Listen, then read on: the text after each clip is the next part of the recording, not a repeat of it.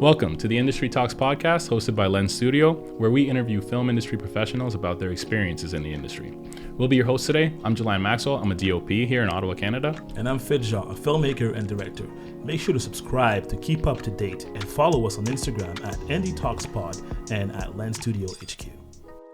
This episode is sponsored by Lenz Rental.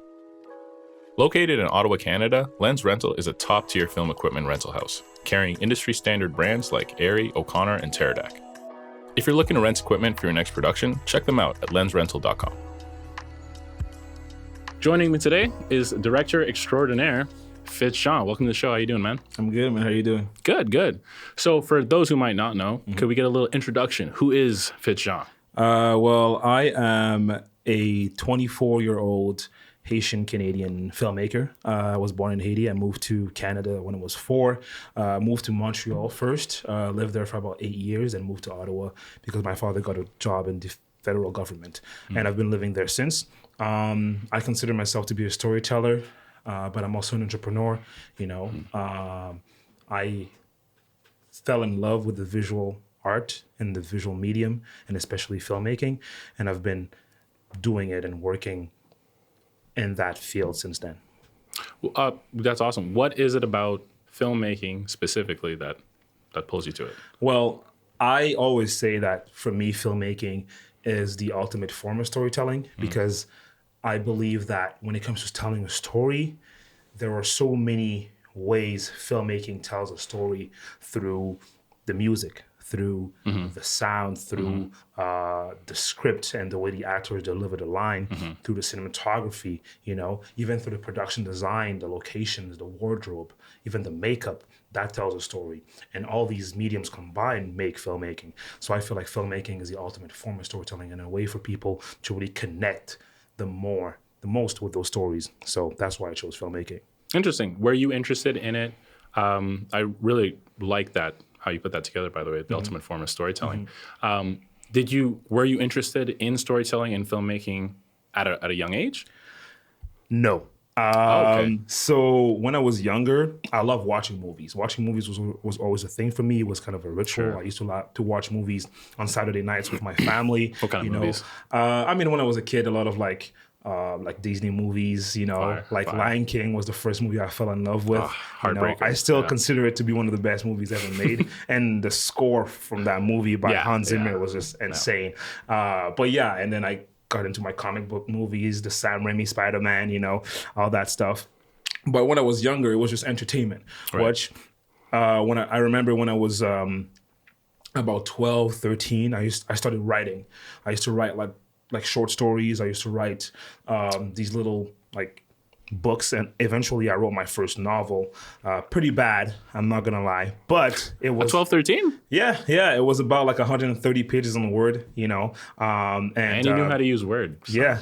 I mean, it was grade 8, grade 7, so it wasn't that bad, But yeah, so I loved telling stories, but I never saw myself becoming a filmmaker because, first of all, coming from an immigrant background, my parents coming to Canada looking for, better opportunities for me and my sister. I think that the path was already lawyer, engineer, or doctor, So degree. That's exactly right.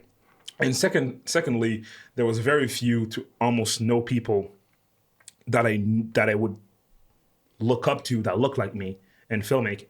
Right. So because of that, I didn't even believe that was a path for me. Right. So for me, it was like this otherworldly, so far away kind of realm that I didn't belong in. So I never thought I'm going to become a filmmaker. It wasn't until a couple of years ago that I realized that was something that I could achieve. Right. So.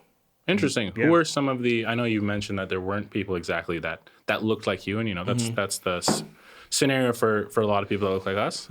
Who were some of the people that in those early stages of becoming a filmmaker that you looked up to, that you were you were inspired by? I think I've had phases of inspiration when it comes to directors, at least, in the film industry. I think the first ones were the ones that I watched the most because I watched those big movies, right? So I loved James Cameron because I watched Titanic, I watched Avatar, Of course. I love Scorsese because of Goodfellas, and Yeah. Casino and The Departed, Shutter Island. I loved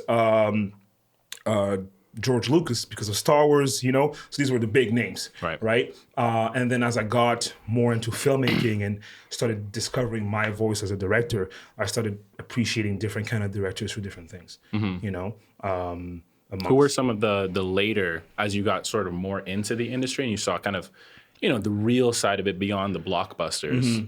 Who are some of those more niche directors? I'd say Barry Jenkins, one of my favorite directors, the director of Moonlight and If Beale Street Could Talk.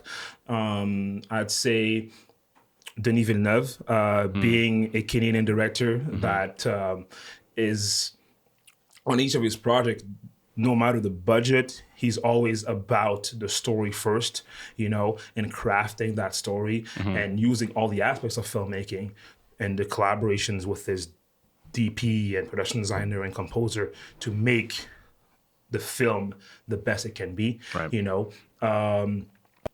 Directors like Alejandro Iñárritu, directors like Alfonso Cuarón.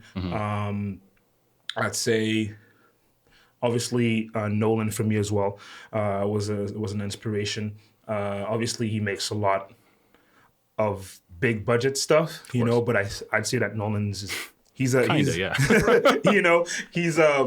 merges box office and great storytelling very well, and he gives you an experience that is both entertaining, but also makes your mind think, and makes you appreciate filmmaking, right? Tarantino, more from a writer's perspective, for me, Tarantino, because of his dialogue and the way he's able to take, create, and keep tension. And a Very film, good point. and sometimes it's in one scene and one location, Unbelievable. And his dialogue is just genius, right? So I'd say that I appreciate different directors from different, reasons. Like even recently, I've started, it's crazy for me to say that, but I've started appreciating Terrence Malick when I used to hate him as a director before, because dividing topic. He's a very polarizing director because of his style of filmmaking, right? And he's really pushing the envelope of art, filmmaking as an art, but there's a lot of beauty to what he does. And I've started appreciating it for what it is, right? So I'd say that now I don't have like my 5 favorite directors or whatnot, but I think I appreciate different directors for different things. Yeah, understandable. So I think it's really, by the way, I'm not a huge Terrence Malick fan, is what it is. But I think it's really interesting what you say about, you kind of keep bringing it back to story. And I think that's something that a lot of people, they get into directing, they get into filmmaking, and they, we see a lot of just people making, in my opinion, like more just like videos, nice videos, but they don't necessarily contain a story. What is a big question, but how do you define what a good story is? Well, I think it's about a journey. I think it's about growth and about change. And I think it's about conflict, right? I think these elements have to be present to make a story, right? You don't need to have one main character. It could be an ensemble cast, but you need to create conflict, and there has to be some kind of resolution of that conflict within your story, right? And I think that you also have to make the audience participate in the story, even if they might not have a relation with the main character. You have to make the audience participate in your story and being able to in some way either relate or aspire or feel that they're being moved into another world by listening or watching your film, right? And I think that that's what separates okay stories or just videos from an actual great story, is this ability to captivate your audience and make them see perspective or discover things that they wouldn't have discovered from other medium or from other things that they watch or look at. Interesting. Could you give me some examples of films that you think have just phenomenal stories? Not theatrical cinematography and great performances, but just that story is... Damn. that's hard. There's a lot of good films Right. that have great stories, and for different reasons. You know, I think that for me, Moonlight has a great story. Fantastic to it, story, you know, yeah. and the way it's told is beautiful. You know, and another way, The Prestige is great storytelling and great pacing, great delivery in terms of the way information is given into in the entire story. I'd say that Manchester by the Sea is a great story. You know, I'd say that Three Billboards Outside Ebbing, Missouri is an amazing story. You know, I mean, there's so many. Like these. I'm just scratching the surface right now. Just whatever's coming off the top of my head that I've seen recently. That's just amazing storytelling, right? So there's a lot. I think one of the big things is, you know, obviously it's funny. As soon as you start talking, you can hear like the encyclopedia of films that you've obviously watched, and that's a big thing for people to, you know, draw inspiration from different things and become their experience in life by watching these things. What are some things that you could possibly recommend for upcoming filmmakers to watch, to be like, this is something you need to, as a director, like you need to see this film where, you know, to really understand storytelling? That's a very good question, because I mean, I watch a lot of film, right? And I think watching film is very important. Right. But I think that not everyone will experience every film in the same way. And I might tell you to watch, I don't know, like The Departed. And then you'll watch and you'll be like, oh, this is a great film. But I don't think that film enhanced my journey as a filmmaker more than this one could have, you know, because I think everybody's journey is different. And then the way that they're going to tell their own stories is different, and their directing style or their writing style will be different, you know. And I think that saying that watch this for that specific purpose, yes, it can work. And I think we should, obviously out of respect, we should watch this. There's just a bunch of movies we should all watch, you know. But I think that to say that, oh, like you have to watch this one or that one, I don't think everything is like cookie cutter, like you know, this is the formula for exactly. There's a good movie. There's no single formula, you know. I think different things work in different ways, and for different people. For sure. You know? Yes, a lot of it is about fundamentals and respecting the different rules of filmmaking, but a lot of it is also subjective, right? Which is why Malik is such a polarizing director, right? So I think that you have to find your voice, and in order for you to do that, you just need to watch film, right? You need to watch and watch. Some of them are going to be good. Some of them are not going to be that good. Some of them might be good to you. And for others, they're like, oh, this is okay, you know? But you have to watch and dare, in that process, find that voice. For sure. I totally agree with you. So let's talk about directing specifically. As your role is, you know, kind of narrowing more towards a director, how do you define directing in your opinion? What is the role of a director for a film? The director, for me, he is the guardian of the story. You know, I think the director, he is the one that navigates that story, that takes the story from the script format, if he didn't write it, from the script to screen, and makes sure that their vision, because you need someone that has the vision, because if it's everybody's vision, then you're not going to end up with one final product, right? You need somebody that has a vision, and then that vision is being complemented by other people as it goes along, you know? I think that at the same time, the director is also a band conductor, you know, that's waving the baton to make sure that everybody, even though we all have excellent skills and we know how to use our skills, but that we're all working for the same purpose, for the goal of enhancing the story and making the story the best it can be, right? And not just being individual great players playing our own tunes, you know? Because at the end of the day, like, yeah, the cinematography might look fire, but if it's not helping the story, it's not helping the story, right? So exactly, yeah, just a pretty image. Exactly. Yeah. I think the director just makes sure everybody's on the same page and is making sure that the story is the best it can be. So how did you actually get started as a director? Because I know you've done a few different creative media-based roles before, correct?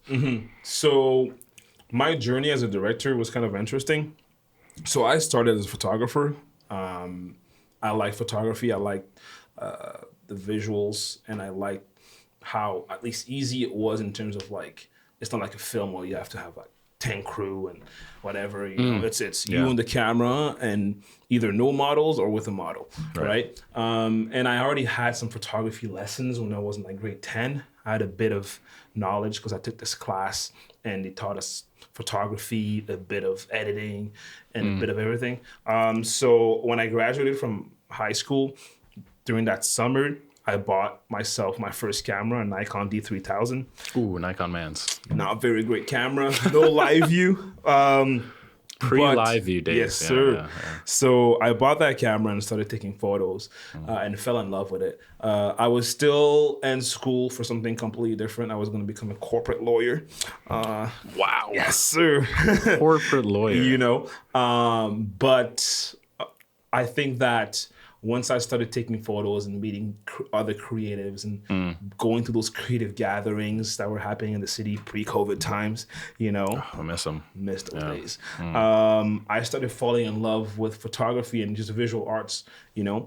And as I started getting into it, I started experimenting a little bit more and started getting into video. And at some point, my friend Kerbin and my friend Sammy were thinking of making this YouTube channel where they were going to create little videos and skits and short films on YouTube. And they asked me to join them. As the first project we're potentially going to do, I wanted to create this mini series, which was going to be a episodic series surrounded around these four young individuals, and it was going to be a drama with action and very it was a lot. It was basically like something that you would do as like your 10th project, and I was like, this is going to be my first project. How many episodes? It was going to be like 8 episodes for the first season because there was going to be more than one season. Yeah. You know, I had no screenwriting experience. I had no filmmaking experience. I only know how to take photos. I didn't even know how to record sound properly. So I took on this big undertaking of making this project, and it ended up being terrible. I only showed it to some friends like you. I showed it to you, you know. But is this Magic Powder? Magic Powder, right? Yeah. And I showed it to a couple people, but I never released it. But doing that project taught me so much, and basically it lit a fire in me where I was like, damn, I want to do this. So that was your first project? That was the first project I ever worked on. Your first project was an 8-episode series.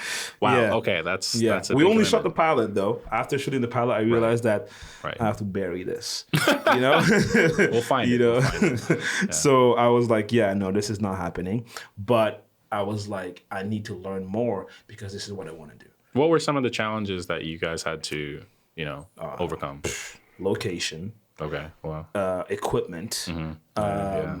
The script was a challenge, you know. Right. You guys were all writing the script together? I wrote the script by myself. Okay. Obviously talent, because I was just getting my friends to act. These were not actors. And because it was my first time directing any project, I couldn't really coach them into, you know, good acting because, you know, I had no idea what that was, at least at the time. And then things like continuity, the weather, because we're shooting in January and December, you know. Wow. Yeah, you know, just continuity because the weather would change per day. Man, like we had a scene where like it was like it was a storm, a snowstorm, you know. That first scene. Yes. Yeah. And then right after, like I had to like, I think it was right before that same day. We shot right before another scene, and that scene, no snow, but that scene is later on, you know. I just rationalized it as the snow melted, you know.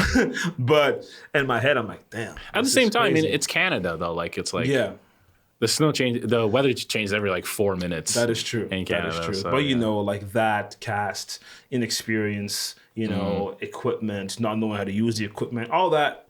Just think about any challenge. Yeah, you got it. Yeah. So, man, one day we had an actor not show up. So we had to replace him with somebody else that didn't know that wasn't going to be their part and had to learn the lines on the day, you know? So, you know, it was great though. You know, I learned a lot. And like I said, it lit this fire. Yeah. And I was like, yeah, I want to do this forever. What advice would you give to somebody that was, you know, that was going to make a film with no experience in no technical experience, let's say? What advice would you give them to making their first project? Well, first of all, I'd say that you need to learn, right? So before doing your first project, I'd say try to get a bit of fundamentals. I know that making films make you a better filmmaker, but I think that you also need to learn the fundamentals and the laws and the rules first so you can practice those, right? If you don't have anything that you're going to practice, then you're just going to make bad films, right? And not know what's wrong and right, right? Well, if you're learning about those things, and that I'm not talking about going to film school, but just learning about them online or in books, and then applying them into your first project, that's a lot better than just going out there and say, I'm gonna make a film, you know? Because that's not gonna end well, you know? What were some of the resources that you used to improve your filmmaking, or who were some of the resources? So as soon as I did Magic Powder and realized that I knew nothing, I went to YouTube University, and I was like, YouTube University, you know, let me start doing some learning. So I started watching a lot of YouTube videos from different channels, from Filmmaker IQ, from Film Riot, D for Darius, Lessons from a Screenplay, from what's that guy's channel again? D for Darius? I already said D for Darius. A lot of different film channels, right? And basically, I took a more broad approach to learning. Instead of saying, I'm just going to learn about directing or just about DPing, I was like, let me just learn filmmaking. Because to be honest, like, I don't know too many other people that are doing this. So chances are I'm going to have to do all these things regardless. So, you know, like, work around the resources that you have.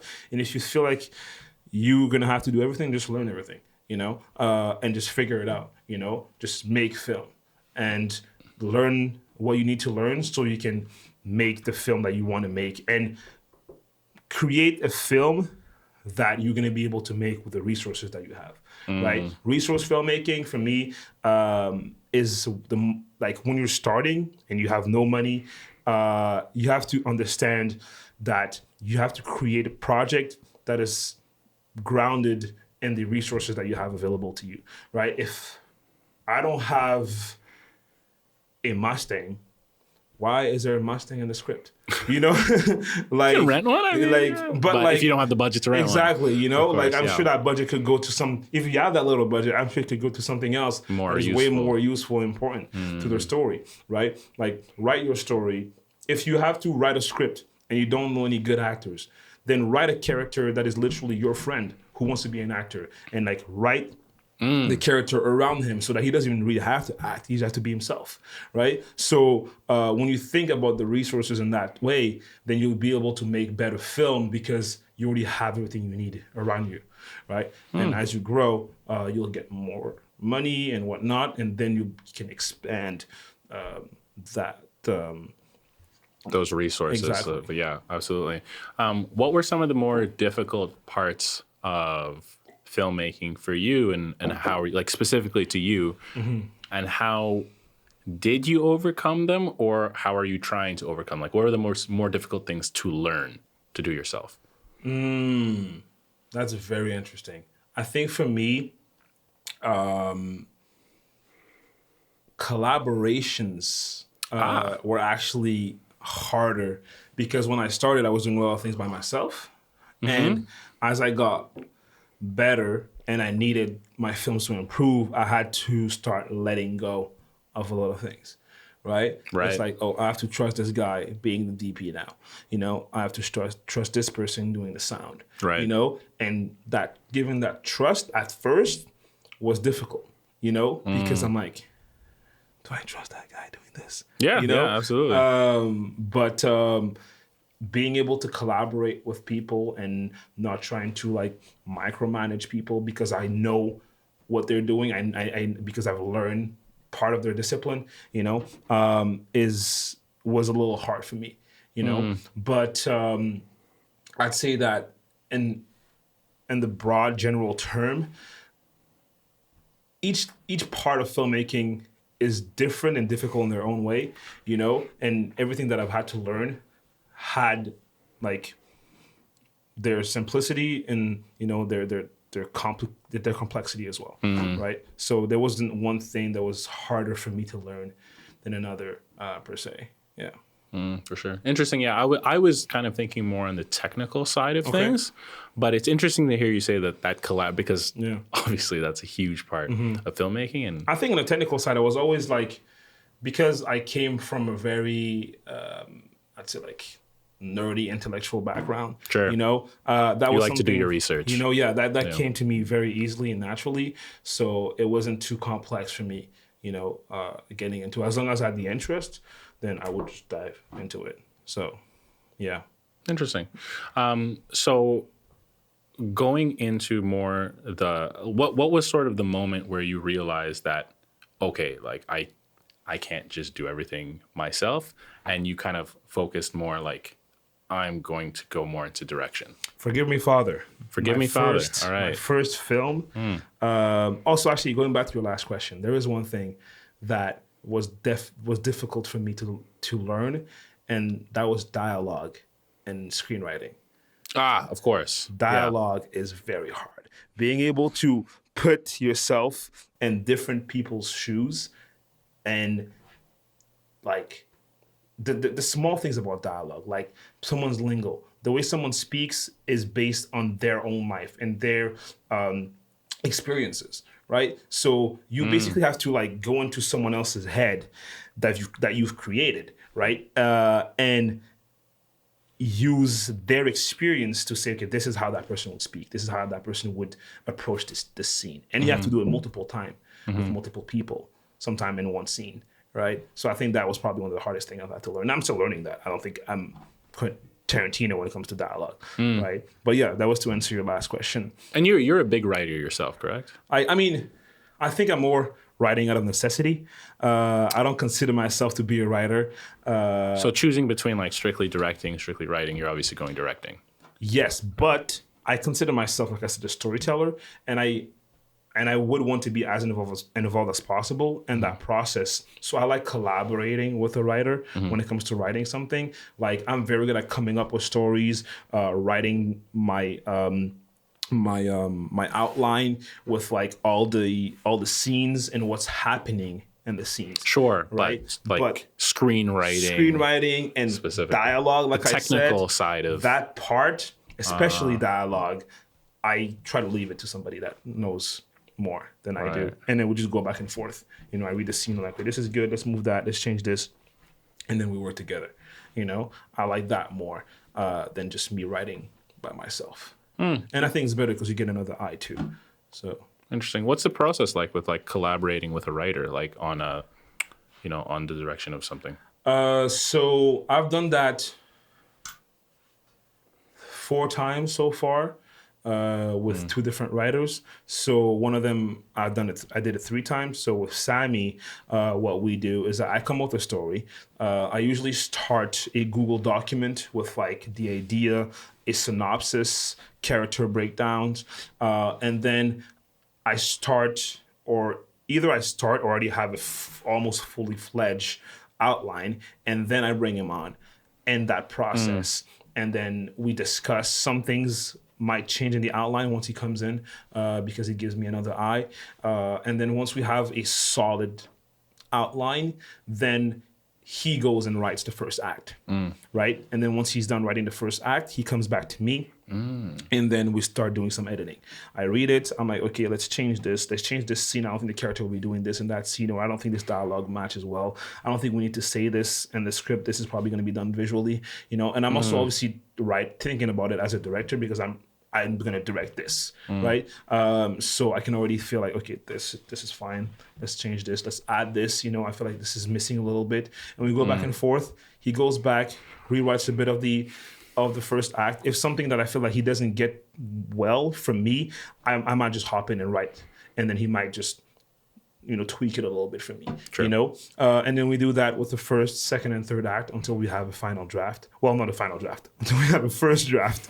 And then from there, I'll share it with a couple people to get some feedback. And then we go from there, from the and the very long drafting process. Yeah.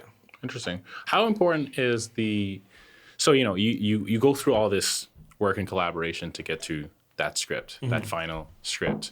How important is it for you on set to stick to the script? Or are you just, is it more just a loose? That's very interesting. For me, it depends, okay? Because as a director, there's scripts you're gonna do that you wrote and some that you didn't write, right?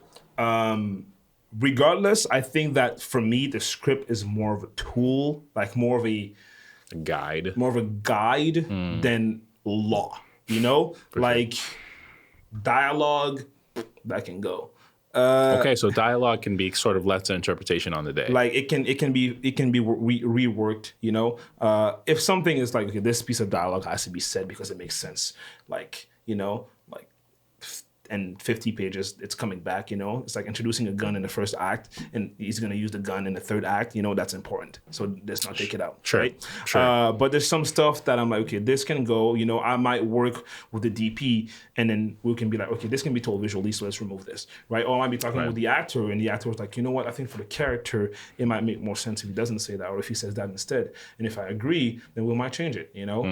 I don't think of the script as like this rigid thing that cannot change.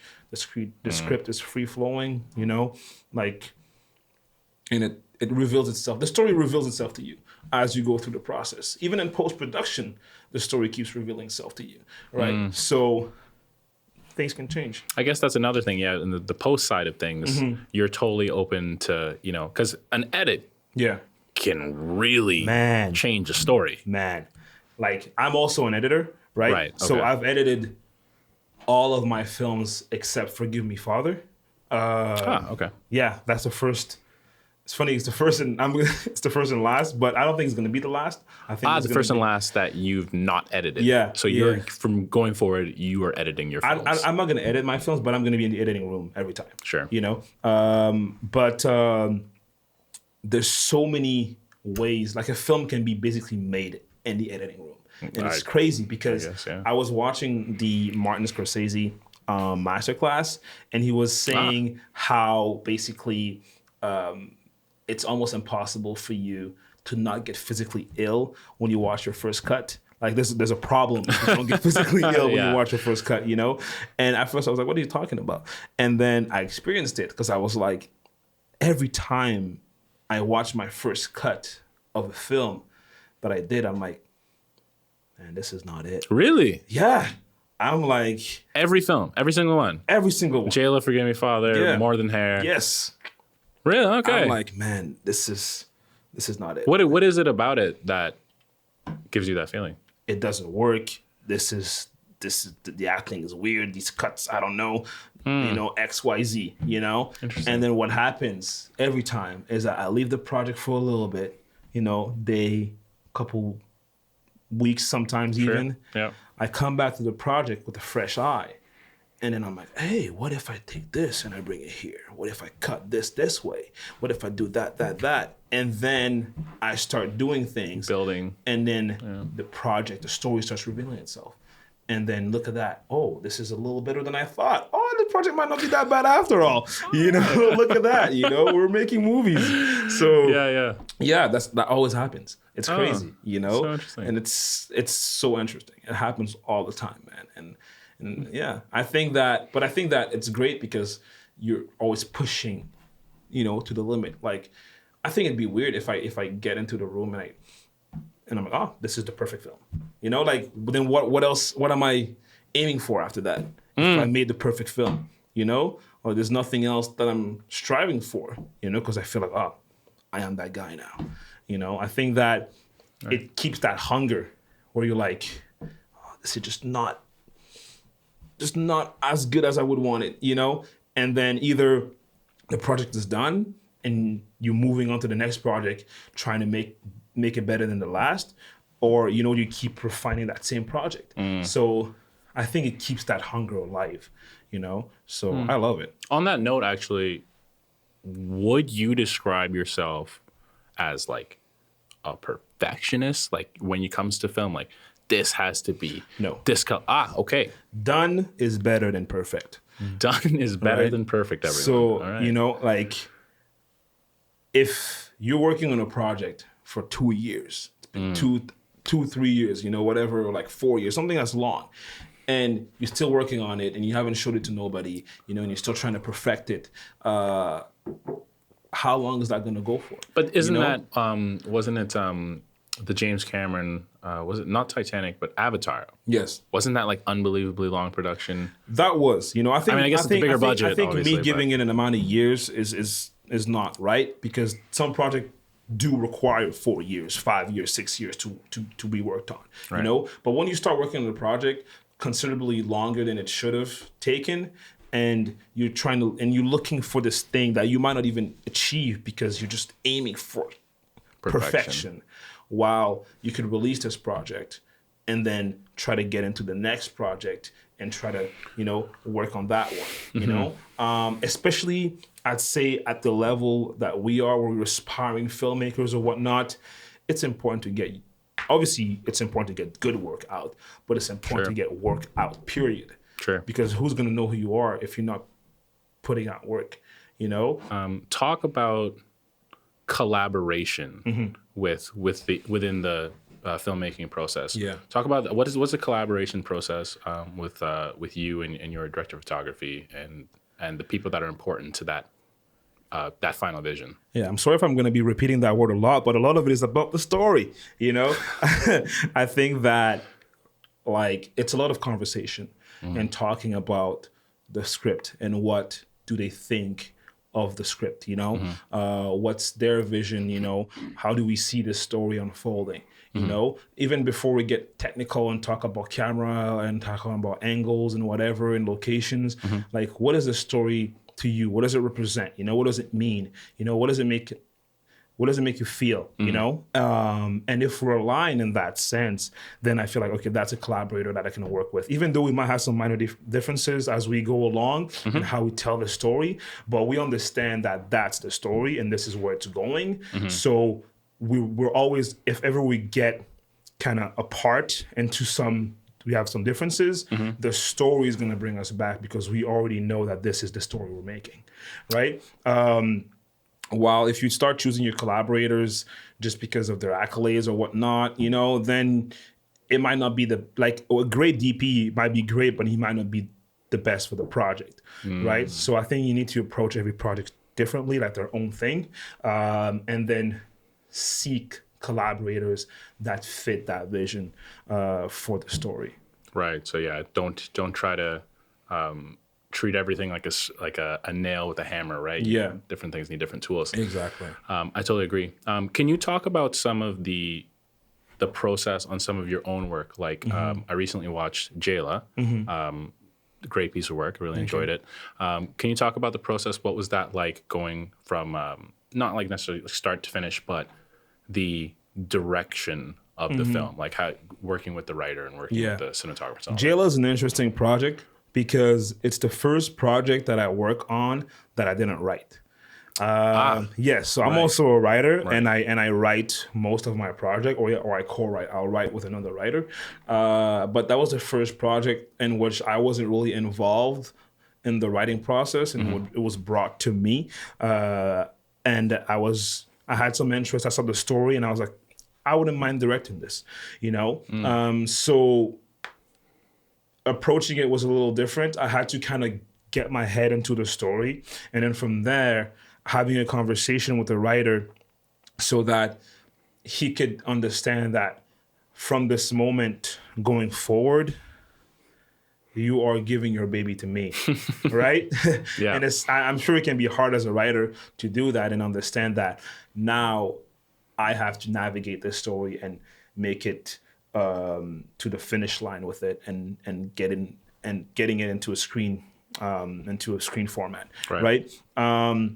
So that process was interesting, and figuring out, what to keep from the actual script, what to remove, what to change, because there was some editing that was done into the script, and that process was very interesting. And then once we were done, and we were ready to start pre-production, and then it was finding our collaborators, finding my DP, finding my production designer, and figuring out who would be the best for that specific project. That process was actually pretty quick because we were also working with a timeline. We needed this project to be done in the summer, or at least it had to feel like summer. And we were kind of nearing September, October, where in Canada it gets very cold, right? So it gets very cold very quick. So we had to move very fast. So I decided to work with William Smith, who's a DP in Ottawa. Yeah. Will is a great DP, but it was also my first time ever working with him, period. So it was an interesting, process working with Will, but I think he was the right DP for that project, and we worked together to make it as good as it could be. So it was an interesting process. Working with the other departments was great as well. The production design team with the art director, the production designer, wardrobe, makeup and hair, working together was a great process. Obviously, budget is always when it comes to an indie kind of budget, it's always difficult, but we try to make it the best we could. Actually, on that note, what were some of the challenges? I know obviously budget is always the biggest challenge, but what were some of the challenges that happened on Jayla? There were some production challenges, like on set. I think so. Me and Will, the DP, we scouted the location a month before the shoot. We did some test shots to see how this was going to look and whatnot, and we had a good idea of the location. So the location I'm talking about specifically was a skate park downtown. McNabb, right. Yes. Yeah. And we were renting the entire park for the shoot, and we had permits and stuff. So nobody was allowed in the actual park unless we agreed to it. Right. And unless they agreed that they were going to be in the film. Right. But what we didn't account for was basically the surroundings of the park, right? And downtown core. Yes. Yeah, right. On that same street, there was construction going on. And the construction was very, very loud, to a point where the sound that we were capturing on set was basically useless, right? Yeah, right. Like I was looking at my my sound guy, Charles, and he was like, see back. Yeah. And Charles was like, this is not looking good, and automatically. Like drilling and stuff, like just construction. Yes, like they were like drilling something, and it was just hammering down. And like I remember Amir. And you guys are recording dialogue. Yes, Amir, the producer, and Wagon, they went to talk to the construction guys, try to to tell them, we'll give you $100, maybe you can take a break. And then me and Will were start trying to figure out the shot, and then the guy was like, I'll give you 15 minutes. And then Amir and Wagon come back while we're still figuring out the shot, telling us, you guys have 15 minutes to shoot the scene. Well, we have to set up a whole 12. You guys aren't even set up. And then, so it was kind of like, well, that's kind of useless, So we ended up having to do ADR, so recording the sound and post for that entire sequence. So, Damn. It might be good next time when you do a film to check out the location maybe a day before, a couple of days before, see what's going on in the surrounding of the location, and see if that's a problem. But at the same time, how can construction is such a difficult thing, because It is, but for that could kind just of be anywhere. project, that project looked like it was an ongoing project. It wasn't like today's the day they started the construction, right? I see what you're saying. So yeah. you saw that there was construction there, but Yeah. it didn't click. Exactly, you know, we would have realized that, oh, there might be an issue, and then maybe we could extend, you know, extend our permit to stay longer that day at the park after the construction is done. Exactly, you know, things like that you know, you learn as you go. So that was something that I learned during production for Jalen. Yeah. Well, honestly, I mean, that's the reality. It's sort of more on a producer type of, True. you know, because Yes. locations. So Yeah, not really a director's thing, you know, but obviously I wear many hats, and I'm always aware of these little were you things. also a producer on Jayla? I was an executive producer because Lenz Film was a production company Right. attached to the project, but I didn't have much producing, you know, duties on that project. Who was the producer for that one? Amir was the producer. So Amir was the main producer. Yes. For Yeah. that, so he was Yeah. handling. Okay, cool. His fault. Okay. Shout out Amir. Sorry, Zargara. But yeah, it's awesome, man. Actually, on that note, let's talk about the business side of things. What is your level of interest in the business side of filmmaking? So I like to say that I'm an entrepreneur. You know, obviously, I mean, with Lenz Studio, we've been able to build something that is already very impressive, and I think that we're moving forward, and that we're going to be, you know, the sky's the limit with this, right? And I think that more than just a business that's making money for us, I think this is something that can become bigger than just us and can help other creators, you know, find a space to create and to get into what they want to get into in terms of the creative world, right? But when it comes to film, I'd like to say that I'm both a director and a producer. Okay. I am mainly a director, but I do intend on producing projects. Okay. You know, like we have our little production company, Lenz Film, that we're trying to grow. And I think that as little for now. Little for now. and I think that as things progress, you know, and as I get a bigger voice as a director and I can start getting into the producing world and producing projects, that's something I'm interested in doing, you know. And it's something that I'm learning, you know, as we go, even though I'm not producing. Understanding the business of film is very important, even as a director, because if you're an aspiring director and you're starting, you know, like at a low level, you know, and you're trying to make film, cases and chances are that you're going to be doing a lot of different things and wearing a lot of different hats, and producer being one of them, at least with your first project, right? Yeah, So having a good understanding of the business of film and how, you know, the finances of everything works is very important, regardless of if you're not going to become a producer, right? And understanding the constraints that the finances create and how you can go around those, you know, when you're working on projects is, I'd say, very important too. So, Interesting. I think it's important for anybody. I mean, I guess it's the same thing really for any industry. Yeah. I guess how much money you have decides how good, you know what I mean? Yeah. In a sense.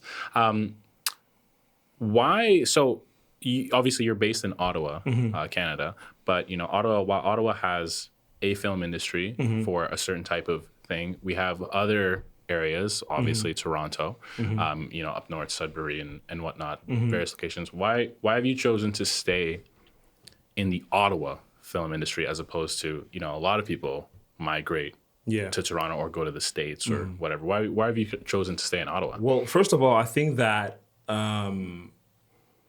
it's important to try to get to a certain level where you are first before trying to go anywhere else, you know? Because like, I don't really like the idea that like, oh, you can't make it here, you're gonna make it there.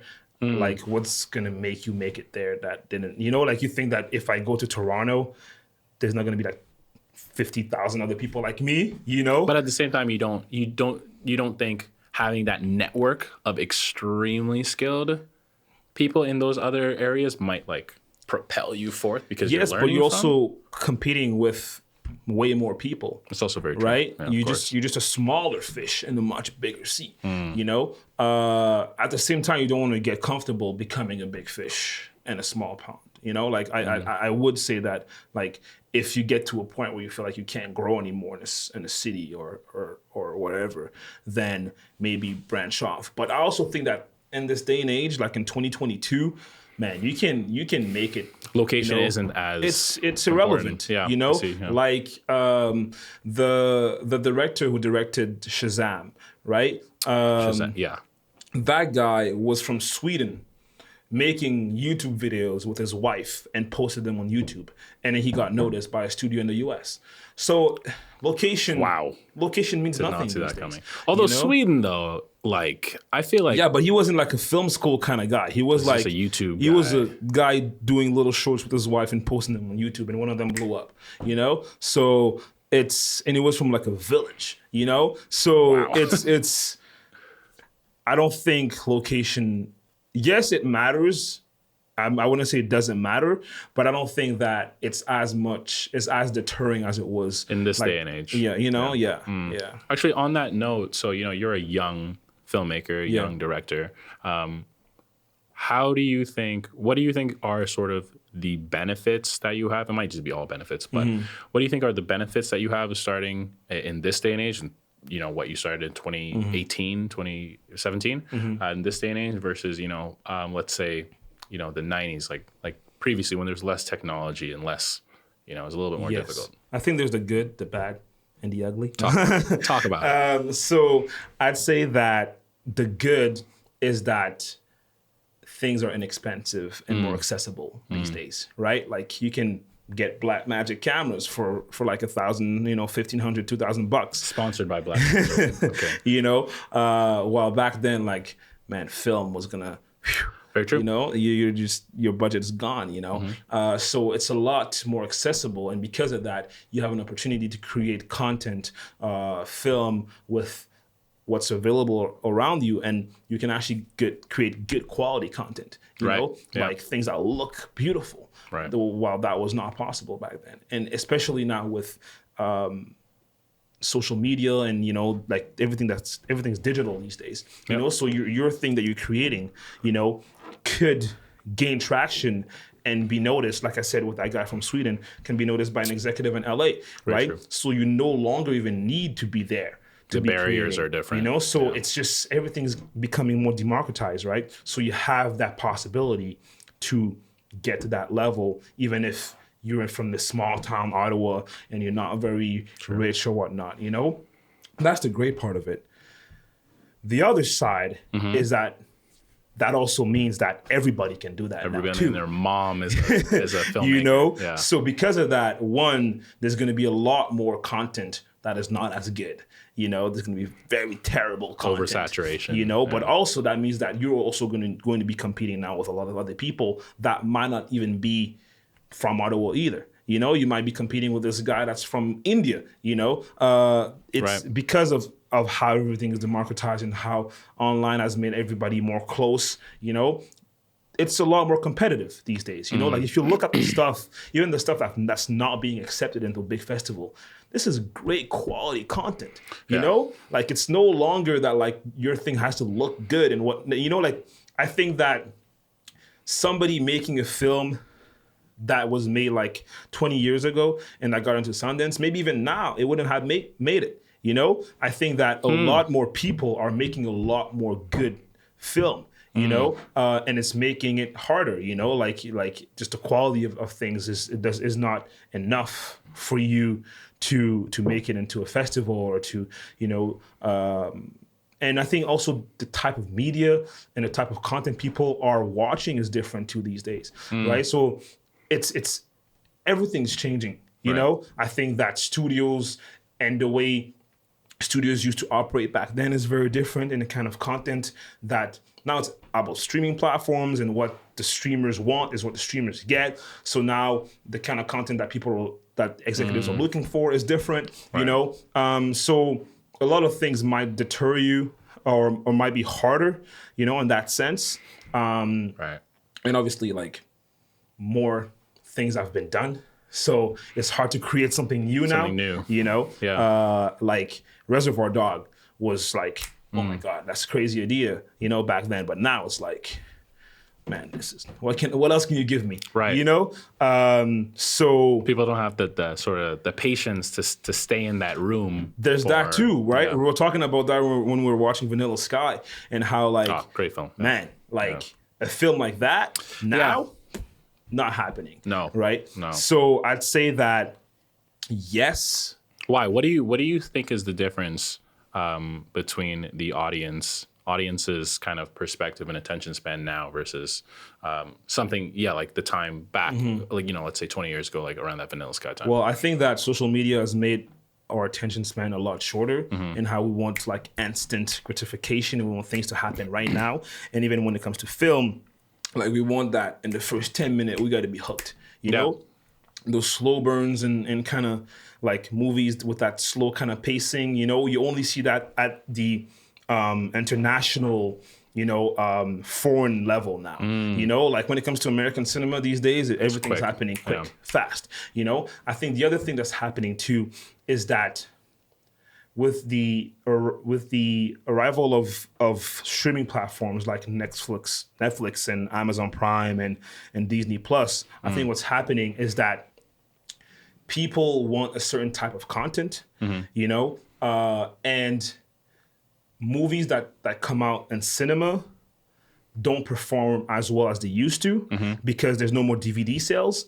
And these kind of movies, like a movie like, I was watching a video recently that's saying that a movie like Seven would not be possible like right now because the studio wouldn't approve it. Like you're telling me a movie that has a $60 to $70 million budget that's just about two cops going and like working on a case, and that is not an IP, that's not gonna get greenlit these days. You know, if it's like 60 million and up, it has to be like big IP, freaking like crazy Marvel kind of thing, or it's gonna have to be ND $5 million and lower. There's no more. Right. There's no more like in between these days, right?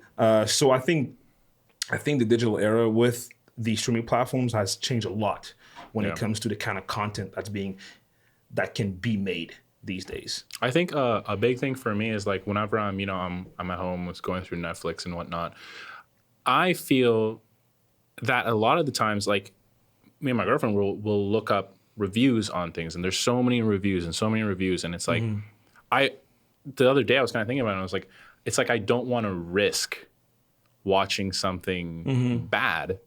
So it's like I sort of, now I'm trying to break out of it, but sort of just watch that same formula of movies. What do you think about that? Is that something that you also do, or are you trying to just explore all the time? Yeah, I think when it comes to watching movies, I think I do get into that, at least like that cycle of looking at reviews or whatnot and be like, oh, like this is Rotten Tomatoes saying it's 90%, so you gotta watch it. Yeah, but I also I research film and I research certain directors. So I think like the name of the director, the writer, or the cast that's in the film is a big thing for me as well. It might not be these days for a lot of people. I think a lot of people right now, the biggest thing I'd say is IP. Like if they see something Fast and Furious, doesn't matter, I'm watching it. They see Harry Potter, they see Marvel, they see Star Wars, they're expecting a certain level of, Exactly. And they have the familiarity from whatever the 6 previous movies they've seen already, right? So they're ready for it. It doesn't even matter, now the actor that's in it doesn't even matter anymore because the IP is more important. And this is why I'm saying studios are putting their money in IPs, creating universes of one IP. Like now there's the like King Kong and what's his name? Godzilla. That's becoming a whole universe in its own. They're talking about making Squid Game a universe, and having different shows, in that same universe because they see the popularity and like instead of making something new and different, let's just checks. Yeah. Because it is a business, right? So it's all good. I get it. Yeah. Very interesting. Very interesting. Squid Games. Yeah. Yeah. By the way, I heard Fast 9 is your favorite movie, right? Yes, I love it. Awesome, man. So this is great. So where do you see yourself going as Fitch Jean director? Or I guess Fitch Jean in general, really, in the next, let's say 10 years. I want to make stories that make you feel something. Stories that allow you to see a perspective that you might have not seen before, or that even if you might have seen or experienced it, that you didn't experience it in that specific way, or just seeing yourself on screen for the first time. Not you, the person, but like representation. Okay. I think that I want to make stuff that is personal, not specifically just to me, but just a personal and intimate film, and I think that that's the realm in which I want to live in for the next few years. Not that I'm never going to do like a $90 million epic saga, Not gonna say no, but, I don't think that's where I'm going to start. Also realistically, who's going to give me $90 million to do a movie? Hey, you never know. But I think that's where I want to live. And I think eventually I'll start doing different films. I don't consider myself to be a director with a specific niche. kind of, niche and whatnot. Well, although I think there's some things I might not want to do, like what? Rom-coms. That's just... You don't want to do a rom-com? I'm not a rom-com guy, man. I would do it, yeah. I don't even watch rom-coms like that, Yeah. Except if like when I was a kid, my mom would put one on. I'm like, oh, sure. Let me watch like, I don't know, Wedding Crashers or something, but... Classic. Besides that, I don't think that's something I would, Interesting. Yeah, not for me. But yeah, I see myself making these kinds of intimate, personal dramas, and then maybe branching off, doing some different kind of things. I'd love to do like an historical epic at some point, or a movie based off a book. I'd love to do something that has time to do with it. That's You're a big time travel. Travel, just like just different storyline and all that stuff. I like that too. So yeah, a lot. Yeah. Interesting. I think this is a good spot to wrap it up at. So Fitch, thank you so much for joining us today. That's going to be it for the first episode of the Industry Talks podcast. Thank you to Fitch Jean, and thank you to Lenz Studio, me and Fitch, for hosting and empowering this podcast. So tune in next time for another special guest talking about their experiences in the film industry. And we'll catch you next time. All right. Peace.